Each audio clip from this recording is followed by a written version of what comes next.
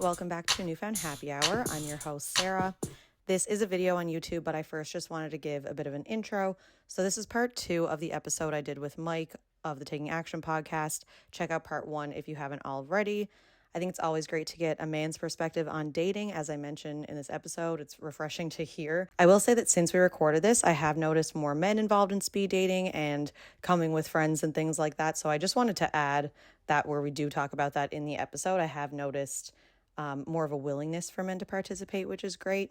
Hopefully we can continue to get more men in the older age groups as well. So please share speed dating with your friends and family. You can find all the information for speed dating on Facebook and Instagram at Speed Dating NL. You can also search Newfound Happy Hour or Speed Dating NL on eventbrite.ca. And this is the rest of my conversation with Mike. Well, actually, before we get to advice, maybe, I think we were speaking before when I was on your podcast about different like pillars of a relationship that you mentioned, and I don't think we got too in depth with it, and maybe that kind of ties back to what I was talking about before with just different qualities you look for. But are there certain things in a relationship that come to mind that you think are the most important? Yeah, there's definitely pillars. I would say there's 4 big pillars in my mind that make a strong relationship. One is communication. You know, if you're dating somebody from another country, and while you may both be speaking English, whether or not that understanding is there is a big obstacle. You know, I've dated people from Ukraine, I've dated people from Iran, I've dated people from other parts of the world, and you know, when English isn't your first language, you might think you're saying the same thing, and even both of us right now speaking English, I might think I know what you're saying, but you really need to dig deeper. And there's a certain quality of communication you need to have to ensure you're on the same page. And oftentimes, you know, that's just not there, even when both people are natively speaking English. So communication is definitely one of those pillars. Finance is another one of them. Lifestyle, and then religion. For me, religion isn't too strong, but it is strong for a lot of people. And, you know, that kind of also goes hand in hand with lifestyle. So there's definitely those pillars. Lifestyle is probably one of the most important for me, and then finance as well. How are we going to spend not only the fun times and like the vacations and the traveling, but how are we going to spend our day-to-day lives together? I had a great short-term, very exciting relationship a little while. It only lasted 4 months, but it was like we met, we instantly hit it off on social media. We met in person, instantly hit it off, but it was kind of like the high of the high. Like we were getting hotel rooms, and we were just having like a relationship on steroids, really is what it was.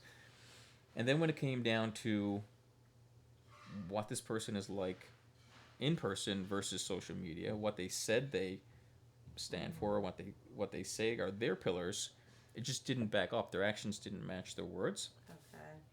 So that was a huge one. And then communication was a huge one as well. So while it was exciting and fireworks and exactly everything that we both wanted, the day-to-day life plus communication just wasn't there in order to have a sustainable relationship. Yeah, I think communication is definitely the biggest one. When you were saying that, I remember when we were doing your podcast and I was talking about how women, in my experience, like my friends just want an equal partner, someone who gives what they give, and when it comes to living together, like taking on things equally. And I think you were kind of thinking of like a different type of equality. I can't remember the conversation now, but like equality to me might mean something different to you. And so if you're in a relationship and you're talking about that, you kind of need to say like, what does that mean to you? Yeah. So, I think that comes down to roles. Roles in a relationship is a very important thing. And, you know, it sounds like when you're imagining the person you're going to date, you want them to have a similar role as you. You know, you're a working professional, probably want to have a family. So I'm assuming right off the bat, you're going to want a working professional who also wants a family. But then you have a whole other type of relationship that's existed for decades, where the man went out and worked, bringing in the majority of the income, and the woman took care of the home. And that was their traditional roles. Right. And that's really changed. I'd be curious to hear about the majority of your friends and what you think they're looking for.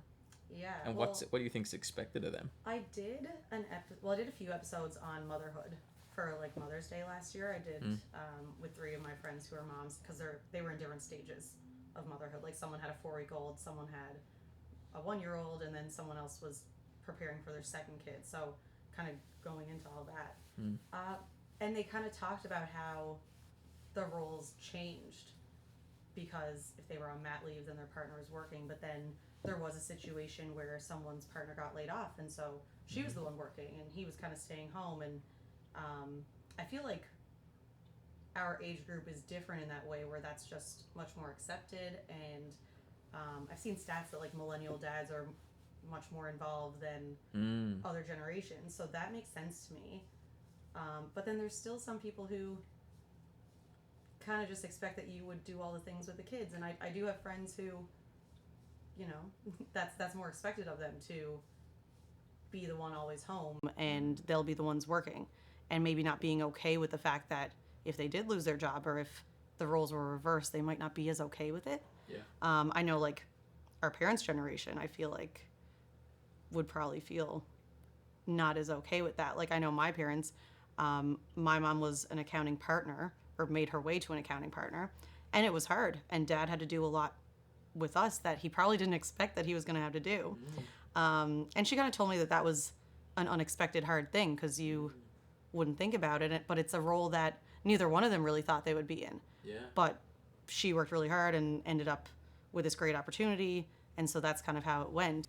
And I mean, that's a whole thing we could speak on, is it might be a little bit unrealistic. Imagine a woman who grows up and doesn't have that education, doesn't have those set of skills built up, because of the man that she's been with is normally provided, and now he loses his position. I think it would be unrealistic to expect her to go out and get a high-paying job, or even a job at all, when she has no experience, or maybe not even an education in fields that are hiring at the time. Yeah, so that's a huge imbalance that I think women shouldn't be set up for. You know, sometimes the man's gonna have to get out and find more work. I agree. Yeah, and I think it has changed. Like I know most of my friends did go to university or some kind of post-secondary. A lot of them bought their own homes by themselves, and a lot of them, it was actually the man who moved in with them. Wow. And then they ended up owning the house together and whatnot. A lot of them got married, but yeah, so I don't think that was as common 20, 30, 40 years ago. Absolutely. Well, what do you think on that same topic, but going back a little? What do you think are the pillars in a relationship for you and your friends? I think, communication and lifestyle, like you just said. I think it kind of comes down to love languages. Yeah, you put a lot of weight on love languages? Yeah, I think so, because that's how you feel connected and secure. And so if I'm someone who, like for me, words of affirmation and physical touch, like that's just what makes me feel secure. Like if I'm in public and Bruce has his hand on my waist or is holding my hand, like I just feel good. I feel, for whatever reason, like connected, and we're there together, and like more of like teamwork. Like I get that vibe from that. Yeah. And I love when I see people publicly supporting their partner.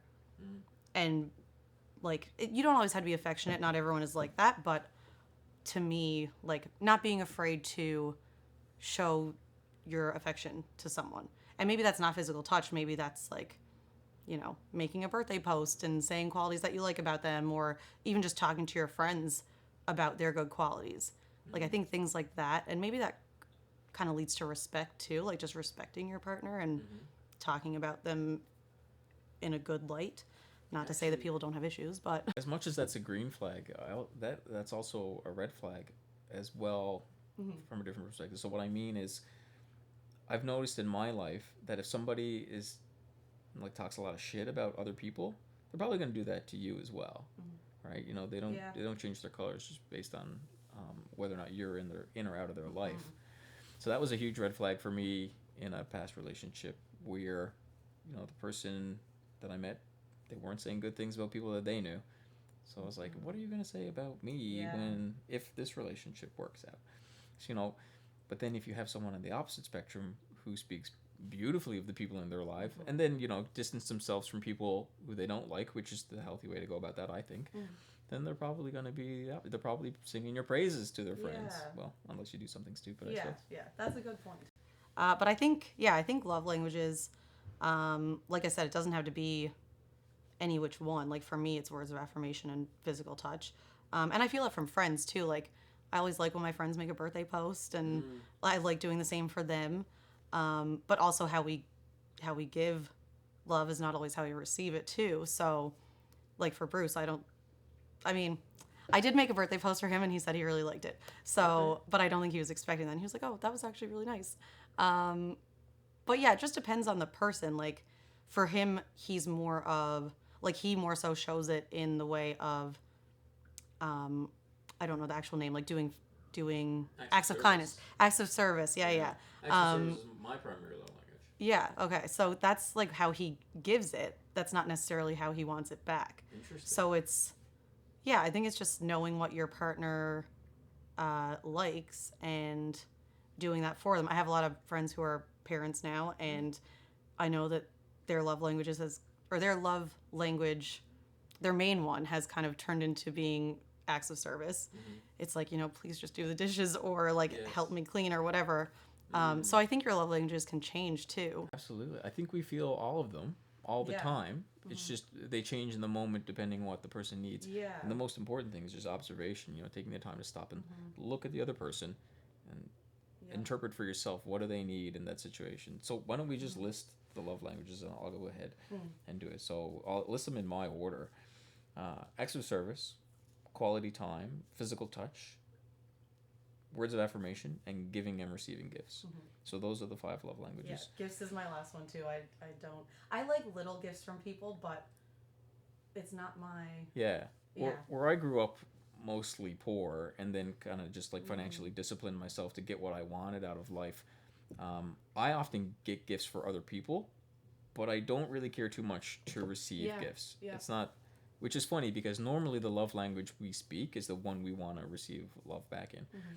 So I don't know why I give people gifts, but I even do it with my guy friends. Like a friend of mine just bought another business a while ago, and I was like, that's a big deal. I'm going to get him, I think I got him like a tie clip or a tie or something, and I had it engraved. Oh yeah, I engraved it with hustle on it because, he always says he's a hustler, he's a business guy.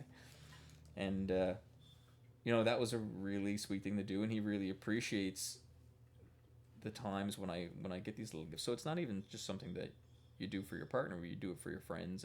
But I don't expect it in return. And if I was to get something, I don't even I'd appreciate the act, but I don't know if I'd appreciate the physical thing. I don't need much. I don't need many things. I'm not much of a material person.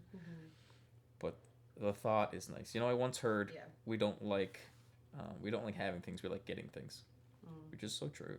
Yeah. In my opinion, I hate having things. Like my house this is a 6-bedroom house. It's full of shit. I don't need any of it.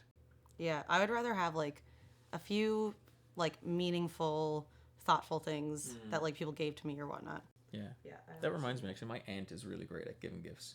She gives my daughter the most beautiful gifts, and they're so thoughtful. And of all the stuff my daughter has, the one thing she plays with the most is this old wooden music box. Yeah, yeah. She turns on every night when we're reading stories. She just winds it and listens to it while we read The Gruffalo, or we're actually going through Sean Dawson's book right now, The Forager's Dinner. Okay. We're reading about foraging, and I'm hoping to go on one of his tours this month, I think it is. Just what you said about also love languages with friends. I think that kind of ties to what I was talking about. Like someone who's just not afraid to show emotion and to show affection for someone, because I feel like a lot of guys that my friends have dated, it's like they don't really want to bring them around, or they don't, and I know posting is not everything. Some people post when they're in a bad relationship, so I don't want to put a lot of weight on that, but like where you're posting and not tagging someone, like sometimes that's been a red flag where it turns out that guy was also talking to a few other people. Just things like that where you're not feeling like they would say to a room full of people, I'm dating this person. And so I think that's probably a main one that a lot of my friends have felt. Because I think that kind of ties to meeting someone's friends and family too. Like I dated someone once for a couple of weeks, and he was very hesitant to be around my friends and family or to come meet them. Wow. Whereas when I met Bruce, he was like, I can't wait. Like, what are we going to do? Making a plan. So that's cute and exciting. Yeah. But the other guy, like, I mean, it turns out that he was messaging a lot of other people. Right. So it makes sense why he didn't want to do that, because if he were to come to a party or whatever, one, it would make it more serious. Two, he risks running into someone Right. who, might know a little bit more about him. So, Yeah. I think that is what my friends would be looking for. And I think it shouldn't be just something that's for relationships. Should be for your friends too, like you mentioned. Mm-hmm. Like, I think that's super nice to give your friend a gift when he got a promotion. Like, everyone should be like that. Yeah. And maybe not a gift, but even just say like, hey, congrats. Mm. Some people are afraid to have, I don't know, afraid to show emotion maybe, or affection. I think it's, and I love to dive deeper on certain things, and it doesn't apply for everybody, but if you've met enough people in life and they show similar traits, I do believe they can be grouped together. We're very much a different species when we get in large groups. Humans, I'm obviously referring to, but like there's this whole concept of mass psychology or group psychology or group mentality, where it's been shown that once people get together, I don't know if it's this innate follower feeling inside of us, but we do very much change depending on the size of the group we're in. Like you might have, and this is actually seen on a beautiful level when you and your boyfriend spending time together alone, but then you're slightly different people when you're in a party setting. Yeah. Right? That you come alive a little bit more and you get to see a different side of them. That's one thing that I look for. I don't go to too many parties, but I do love to see what a person is like when you're not getting all of each other's attention. Yeah. With like showing emotion or showing interest, or like not being afraid to do that. Because I was at the tap house last night for a speed dating event, and I'm trying to do one for 19 to 24 age group, and a few people have asked me to do it, so I was like, I'll put it out and see what feedback I get. But there was only one woman and one man who signed up. And so I'm like, I guess maybe they're just more used to meeting people online. It's not their thing. But I had a few of the staff at the tap house share it, and all their friends who are that age were like, oh no, or like sending emojis like this and like being embarrassed about it. And they're like, are you going to this? Tell me you're not going to this. And she said it was, well, I had two girls share it, and their girlfriends were just like, oh, cool. And like not receptive to it. Seems like it's not really their thing. Fair. I kind of did expect that from that age group. But the guys they sent it to being like, look into this, they seemed really like embarrassed about it, or like they would never consider going. That's so interesting. And so I think it's the age group as a whole, but I also wonder, like, do you think there's a thing with men as they get older maybe being more comfortable putting themselves out there? I guess that it's related to both men and women. But with the speed dating, like I noticed that the women of any age buy tickets right away. They're so excited, they're sharing, they're commenting, and the guys will kind of just buy a ticket a few days before. They come alone, they don't come with friends. So Interesting. Yeah. I mean, speaking generationally is something that is very interesting to me. I love wondering what how the younger generation is experiencing their life. It's very different from generation to generation. Well, I mean, what more can we expect from this younger generation now, where they grew up? Social media is primarily their way of connecting with people. So now we're trying to take that away and say, go do this new thing. Well, and I mean, it's scary for anybody, but at least we're a little bit more used to it than they are. We're completely taking a fish out of water and saying, okay, you no longer get your comfort, your device, but now go meet someone and have a conversation with them in person. Yeah. And I saw a stat somewhere that however much of Gen Z has never asked someone out in person. Most of them. So, but I forget what podcast I was listening to, actually. I've been watching a Sex and the City rewatch podcast, or listening to it, of one of the girls who was on that show. And so I think it was one of those episodes. But they were saying how Gen Z, like a lot of the men have not asked people out in person, and neither have the women, but they want people to, or something. Who wants people to? Like the women would rather men ask them out in person. 100%. I think everybody would rather get asked out in person. Yeah. It's such a compliment. Yeah. I mean, it's unless like you don't want it. But I think even if you're in a relationship and somebody expresses interest in you in person, I mean, it's got to be a compliment. Unless they're being a dickhead about it. No. But I think that's the thing. It's like people are afraid to put themselves out there in whichever way. It doesn't feel good to get shut down. Yeah. Especially in person. Yeah. But it's almost like do it anyway, you Yeah, know, you like, have to. yeah, because You really have to. the reward is bigger than the risk. But I had a friend in Alberta who was at a grocery store, and a guy was like, hey, like, totally okay if you say no, but I thought you were really cute, and like, I just moved here, I don't have many friends, would you want to get a coffee? And she was like, wow, I love that he did that, like, that was so nice. And she was kind of seeing someone and didn't work out, but she was like, I hope he does that to someone else, like, I hope he like doesn't get feel shut down because I didn't reach out about it. But she was like really impressed that he did that, and I think most people would feel that way. I mean, you have to be willing to fail and get back up. And it kind of goes to a question you asked that we kind of glossed over it. Do I think a man gets more comfortable as they age? And I think people do in general. As obviously being a man, and one of my closest buddies being Ryan, who hosts Taking Action with me, I've noticed in both of us that as we hit like 33, 35, 37, like every year, just exponentially more comfortable with not only showing emotion, but showing true emotion. Like prioritizing what it is that you want in the moment. Like I had a situation 2 or 3 days ago where a new coworker who I like asked me out for a beer with another coworker who I know and I worked years and years ago with. They asked me to go out and have a beer with them, but I really just wasn't feeling it. But in the past, I would have, because it would have been like socially, I would have been socially obligated, and it would have been nice. And not, it's not that I don't want to connect with these people. I just wasn't in the mood at the time, so I said that. Right. You know, just say what it is that you're feeling in the moment, and hold true to that. And I really struggled with that for a lot of my life. But as I get older now and I'm doing my own thing, I really don't give a fuck. And I guess that kind of ties into advice. So, kind of similar to how you end your Taking Action podcast with like actionable things, I end with advice. So, and it doesn't have to be your relationships or anything, but any advice that you feel like people could benefit from, or maybe someone shared advice with you sometime that kind of resonated that you still think about. Advice is a tricky one, you know, especially when we're talking about relationships. Who am I to give advice on a relationship when I'm not in my ideal relationship? You know, I feel much more comfortable talking about advice if I could speak from a place of a successful experience. I have a lot of experience in dating and knowing what I want. But there are some things that come to mind, and you know, I think they're fundamental for a young man who's looking to date the women that he wants to date.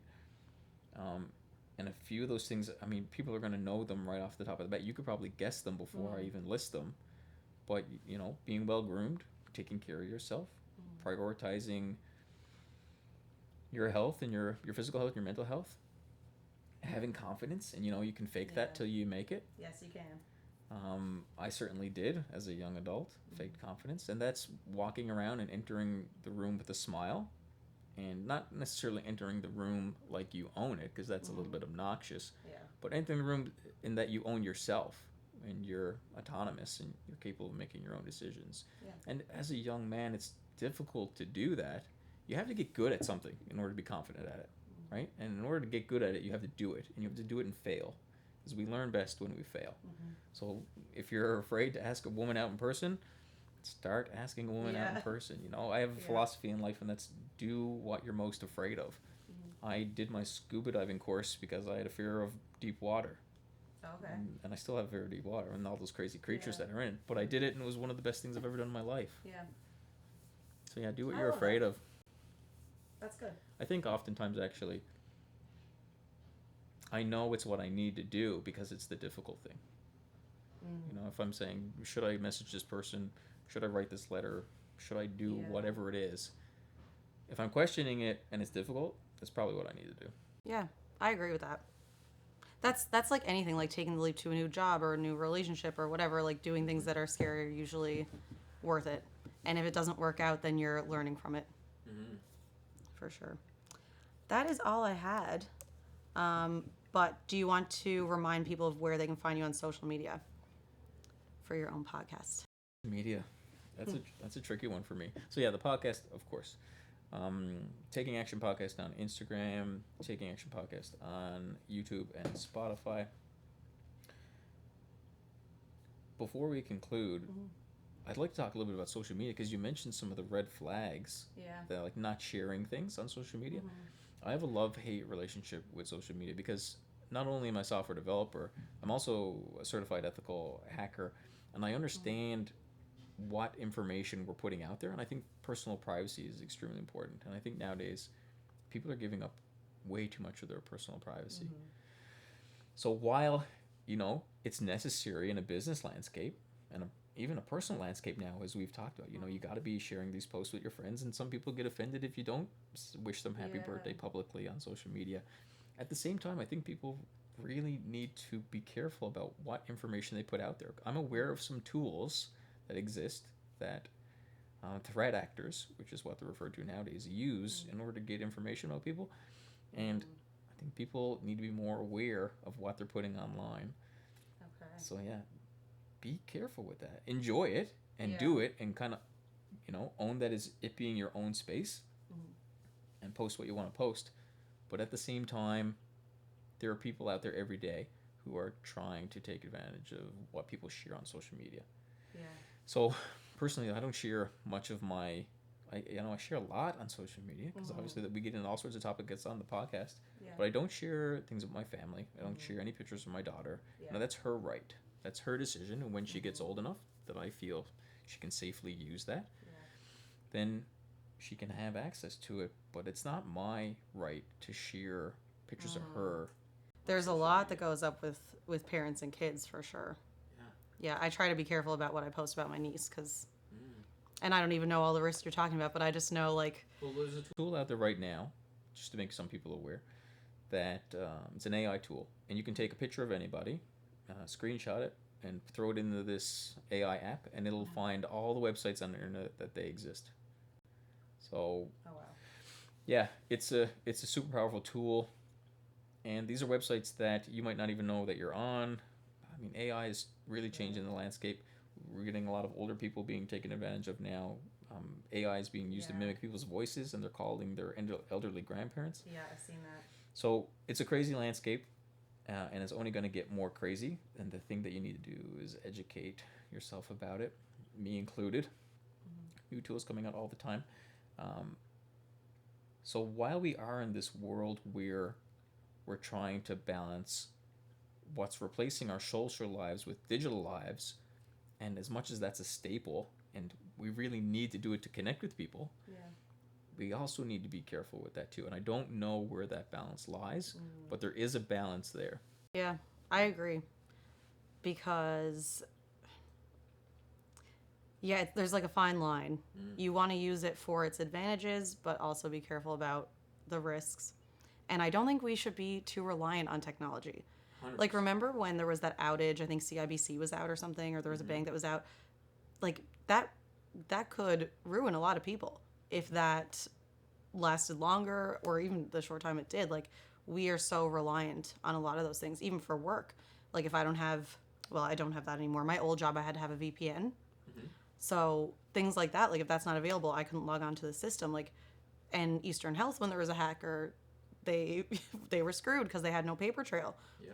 So as good as technology is, I think there needs to be some kind of balance where there's more backups and where we can still do things without it. And I think we're kind of finding that now. I really believe in a global consciousness, and not just consciousness that exists within each individual, but a consciousness that we are able to tap into on a more intuitive level. And I believe that's where ideas pop up. There's cases in history where similar ideas will pop up where these two sides of the world have never really communicated. I think the invention of the microscope happened in two different places around the same time because they're facing similar needs. Yeah. In humans being creative. But I believe they're pulling these ideas not only from shared experiences, but a collective pool that we can tap into if you're open to that. And that's a bit of a tangent, and I'm kind of forgetting what brought us to that. We're just saying social media and like connecting on social media.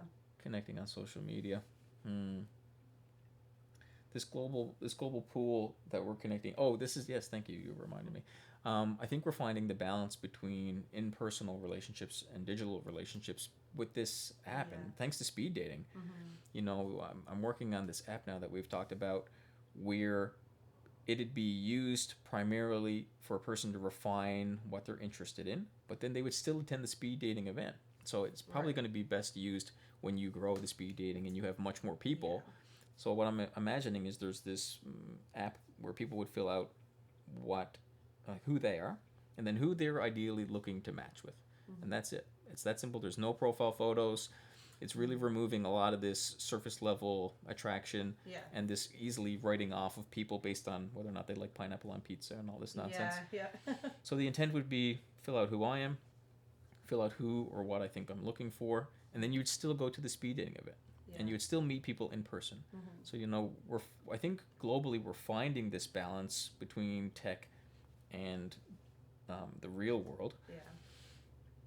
and I think we're doing that all together at the same time as we experiment and we get experience with things.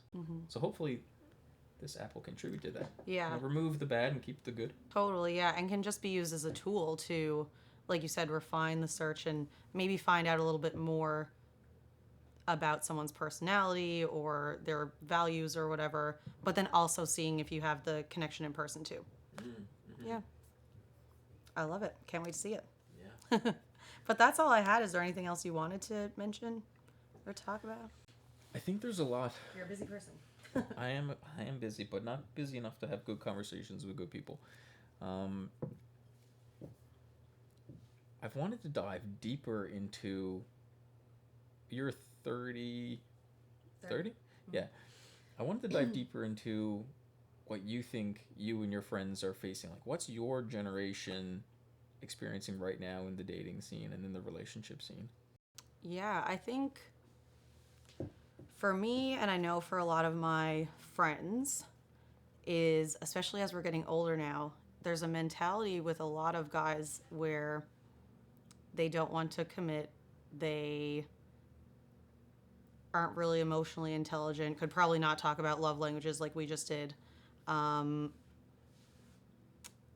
Where like they might go on a couple dates, they might hook up, there might be some sort of situationship, which is I guess more of a Gen Z word, but that's still like what we refer to them as, where there might be some behavior that seems like they're serious, like boyfriend behavior, but then they're like, oh no, I said this was chill, like I'm not ready, or I have reasons where I can't get into a relationship, and it's like, well, why did you go through all this? Because I've had a lot of people that I've dated where I'm like, oh, this is not for me, and it ends.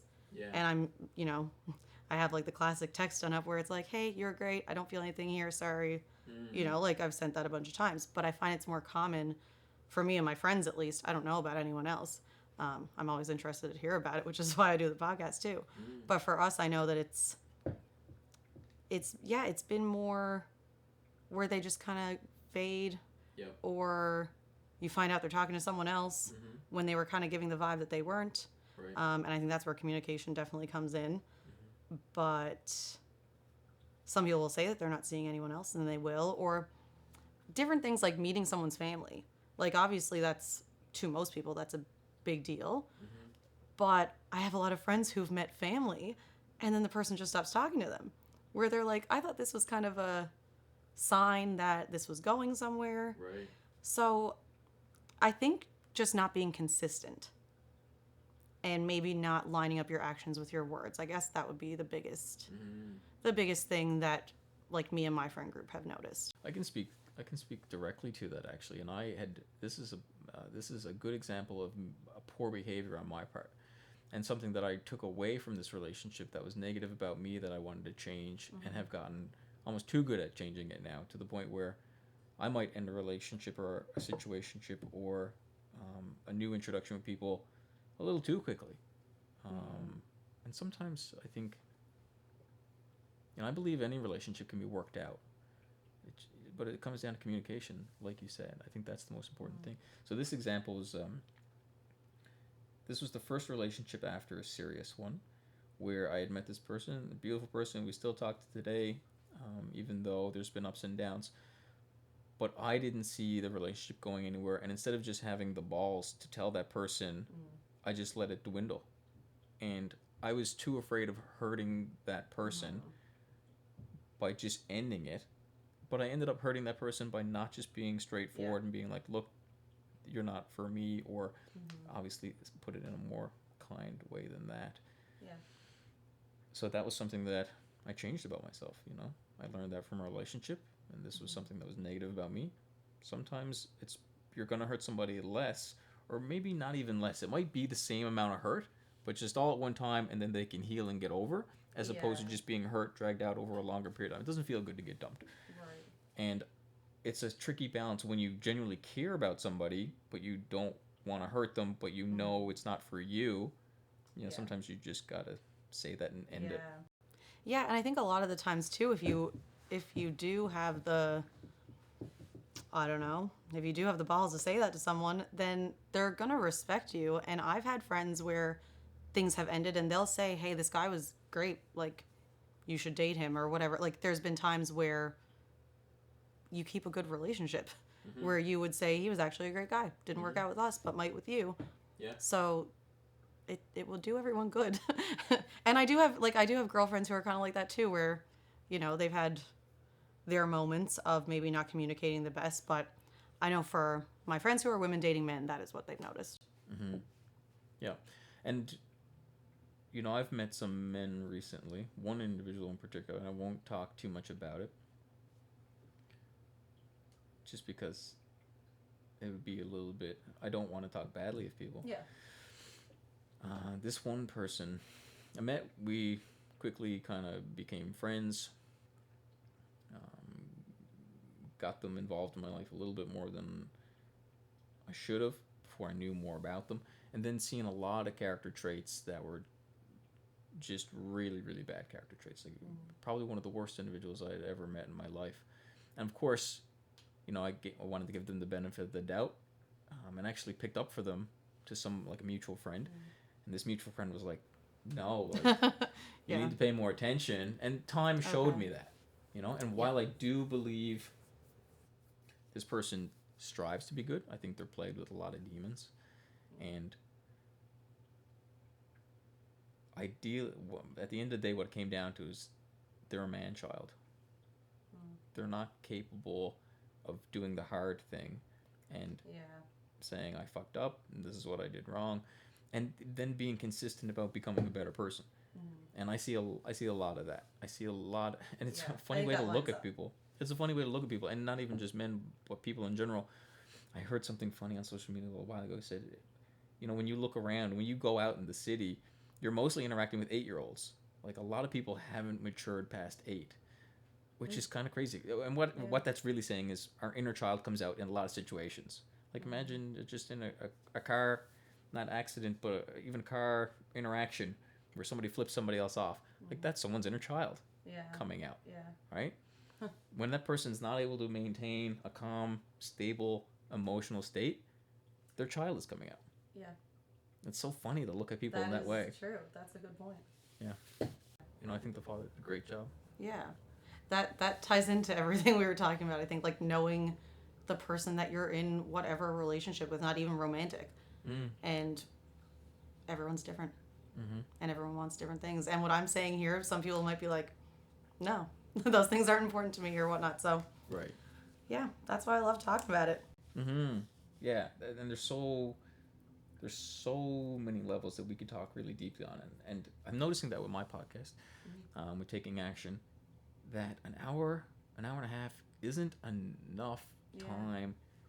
Like, we're really just getting surface level stuff out of the way, which is why speed dating, I came away from it. I was like, 5 minutes really isn't enough time, but at the same time, it is. You know, so, like you said, it could be too much time. If you know immediately that this isn't going to work out, then why be there? I mean, you could even get it in 30 seconds if you wanted to. A lot of people like the question cards because if it's someone that they're like, I don't know what to say to this person because I'm not interested, then they said that was pretty good. Right. But yeah. For me, and like even helpful to make friends too. Like I have had a lot of people come away from speed dating, like just chatting with people afterwards and kind of making connections that way. That's not necessarily romantic. So. Yeah, I mean, it depends on what the person's looking for. I didn't find 5 minutes difficult because Yeah. I'm genuinely interested in people. I like to know. We are yappers. Yeah, we're yappers. Yeah. Yeah. Well, yeah, thank you so much. It's always great hearing a man's perspective too, because like I said, a lot of my friends are women. That's a lot of my guests.